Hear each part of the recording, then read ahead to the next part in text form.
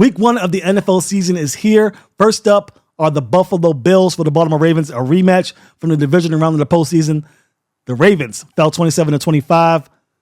Big time matchup against the MVP of 2024 and Josh Allen versus the MVP of 2023, Lamar Jackson.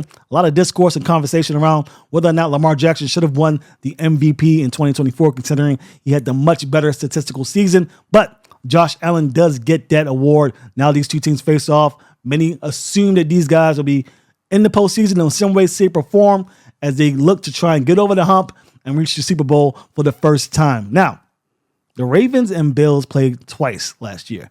One in week 4, one in the divisional round, as you mentioned. The week 4 was a total domination by the Baltimore Ravens, headlined by that 87-yard touchdown run by Derrick Henry. Not much in the way of misdirection and read options in the divisional round. Now, weather played a huge factor in that game. I know a lot of Bills fans don't want to hear that, but the fact of the matter is, if that game was played in Baltimore, weather would have been not much of a factor, and I think we would have seen a little bit more out of Lamar Jackson as far as being able to run the football. But the Ravens, take the straightforward approach, and the Bills' aggression at the line of scrimmage, especially in the first half, paid huge dividends for Buffalo. Now, in the second half, the size and strength of the Ravens' offensive line and defensive line was able to wear down the Buffalo Bills, but it was a little too late, considering Lamar Jackson and Mark Andrews were unable to connect on that 2-point conversion. What happens in this contest? I think that the Ravens get the job done. I know no Patrick Ricard, no Isaiah Likely, two big-time blockers for the Ravens in terms of what they're able to do or what they want to do. So expect Lucas Scott to be pulled up from the practice squad and expect Charlie Collard to have a much